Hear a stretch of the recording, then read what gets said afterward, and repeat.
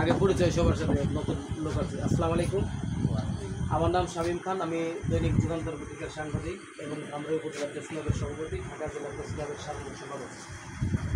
আমি আপনাদের এলাকায় আসছি একটি তথ্য জানার জন্য, যে তথ্যটি আপনাদের কাছ থেকে আমার জানতে হবে এবং আপনারা আমার সঙ্গে করবেন ইনশাল্লাহ। আপনারা জানলে বলবেন তো? জি ইনশাল্লাহ।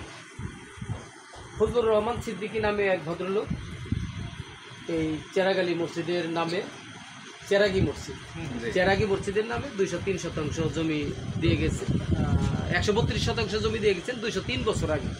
কথাটা সঠিক? জি। সেই জমির মধ্যে কি মসজিদ নির্মিত আছে? কথাটা সঠিক। প্রথম কথাই হলো আপনি যে কথা বলছেন এটা সঠিক। সঠিক কথাটা কি? সঠিক কথা হলো, আপনার নামটা প্লিজ। আমার নাম মোহাম্মদ নাজমুল হক নয়ন। আচ্ছা, সঠিক কথা হলো 1890 সালে এই গ্রামটা তৈরি হয়েছে।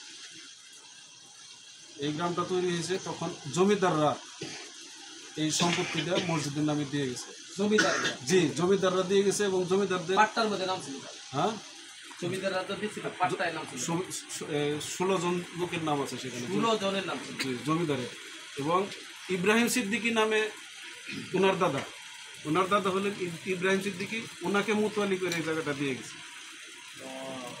ইব্রাহিম সিদ্দিকী সাহেবকে মুতওয়াল্লি করা হয়েছে, মুতওয়াল্লি করে, কিন্তু পাট্টার মধ্যে নাম ছিল 16 জন জমিদারদের নাম। এখন বাকিটা আমার ভাই বলো। ইব্রাহিম সিদ্দিকী যখন ইন্তেকাল করেন, তার ছেলে ফজলুর রহমান সিদ্দিকী মুতওয়াল্লি হিসেবে এই জমি বা মসজিদ দেখাশোনা করে। তাহলে এই যে জমি দানকৃত, জমিদাররা দান করলে, এই জমির মধ্যে কি মসজিদ ছিল তখন? ছিল। সেই মসজিদ কি এখন আর নাই? না, তখন 1971 থেকে 73 সালের ভিতরে এই মসজিদ নদীতে বিলীন হয়ে যায়। মসজিদ এবং শুধু মসজিদ না, আমাদের পুরো গ্রাম যে ব্রিজটা দেখলাম, এটা নদী ছিল? না, হ্যাঁ নদী ছিল। এটা তো এখন নদী, এটা তো এখন নদী, বর্তমান নদী। এখন যে ব্রিজ দেখছেন মানে এইটাই নদী ছিল? এই নদী ছিল, আস্তে আস্তে ভাঙতে ভাঙতে এবং এই বিশাল এলাকা চর পড়ে গেছে। এটা না, আমাদের এখানে যত গ্রামে যত বাড়ি আছে সমস্ত বাড়ি নদীর উপর ছিল।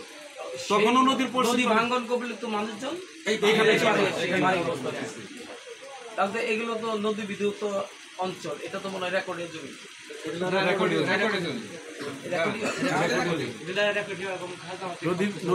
আচ্ছা, তারপরে সংক্ষেপ করি। এখন ওই ফজলুর রহমান সিদ্দিকী সাহেব এটা দেখাশোনা করতেন, তারপর নদীতে বিলীন হয়ে গেছে। সেই মসজিদের অস্তিত্ব কিন্তু জমি যে মসজিদের নামে দিয়ে গেছে এটা সত্য, সেটা তো থাকবে। এটা তো জমি তো মসজিদের নামে স্টেট ফজলুর রহমান সিদ্দিকী দেন না, জমি তো মসজিদের নামে দিয়ে গেছেন জমিদার। উনি শুধু মুতওয়ালি। না, উনি মুতওয়ালি। উনি যখন এই মসজিদও নাই, উনিও নাই, তখন তো ব্রেকআপ হয়েছে। জি, ব্রেকআপ হয়েছে। নতুন মসজিদ নির্মাণ হয়েছে। ব্রেকআপ হয়েছে বলতে ওই মসজিদটা যেখানে, ওই মসজিদ না, ওই মসজিদটা যেটা বিশ্বমান ছিল ওই সময় ছিল, ওই মসজিদটাই পরে এখানে আমরা তোলা হয়েছে, স্থানান্তর করা হয়েছে। যেহেতু নদী বিলীন হয়ে গেছে, বিলীন হয়ে গেছে মসজিদটা, তখন এপারে বসতি গড়ে উঠছে এবং এপারে আপনারা তখন ওই মসজিদের নামে জায়গা দান করছে আমাদের, আর সেই মসজিদের নামেই এখন এই মসজিদ চলতেছে। জি, কথা ঠিক। জি। আচ্ছা, তাহলে মিজানুর রহমান ভাই সিদ্দিকী সাহেব, এখন এই যে মসজিদের, যেখানে মসজিদ নির্মাণ ছিল আগে দৃশ্যমান, নদীতে বিলীন হয়ে গেছে, সেখানে আবার আরেকটি মসজিদ নির্মাণের পরিকল্পনা বা প্রক্রিয়া চলছিল, যেটা আপনার বংশেরই একটি অংশ তারা করতে গেছিল, এবং সেখানে আপনারা কেন বাধা দেন? মসজিদ হইলে সমস্যা কি? ওখানে কি কোনো লোক বসতি আছে? সেটাই জানতে চাই। নামাজ পড়বে ওখানে, মানে জনমানবহীন অঞ্চল, জনশূন্য অঞ্চল, যে সেখানে কোনো বসতি না। যত বসতি ছিল তারা তো এপারে বর্তিত হয়েছে। ওই মসজিদটাই এখানে স্থানান্তর হয়েছে। এখন নতুন করে ওখানে মসজিদের কোনো প্রয়োজন নেই। তাহলে এই মসজিদ নির্মাণের হেতু কি, মানে মূল কারণটা কি, যে কারণে মসজিদটা নির্মাণ করা হয়েছে? এখন আমাদের বংশের লোক যেহেতু, হ্যাঁ, এখন বাইরের লোক যারা আছে এনারা বলো কারণটা কি, তারা কোন কারণে ওখানে মসজিদ স্থাপন করতেছে? ভাই বলেন।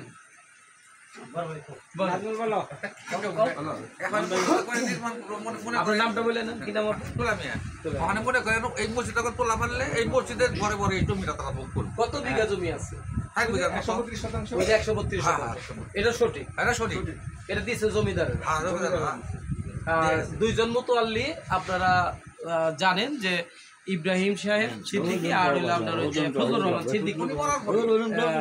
ইব্রাহিম সিদ্দিকী মারার পরে ফজলুর রহমান সিদ্দিকী। ফজলুর রহমান সিদ্দিকী মারার পরে মিন্নাতুর রহমান সিদ্দিকী, মিন্নাতুর রহমান সিদ্দিকী মারার পরে হাবিবুর রহমান সিদ্দিকী। হাবিবুর রহমান সিদ্দিকীর ছেলেরা এখন ওই জায়গা ওনাদের নিজস্ব সম্পত্তি মনে করতেছে, যেটা আমাদের কি এটা যে মসজিদের নামে ওয়াকফা করা, এটা তারা বুঝতে চেষ্টা করতেছে না। মুতোয়ালি হিসেবে তাদের উদ্দেশ্য হলো যে এই জমিটা যদি তারা ভোগ দখল করতে চায় তাহলে একটা মসজিদের দরকার। এই মসজিদের আলোকে তারা এই জমিটা তাদের ভোগ দখলে, মূল বিষয়টা তো মূল বিষয় যে জমিটা আত্মসাৎ করা হবে বা জমি ভোগ দখল করা হবে। সঠিক তথ্যটা আপনি সুন্দরভাবে বললেন। তো মানে সঠিক তথ্য জানা সহজ ভাষায় যে বললেন, আমার বাড়ি যদিও বালিয়া, এরকম শুনে কিন্তু আমি বাড়ি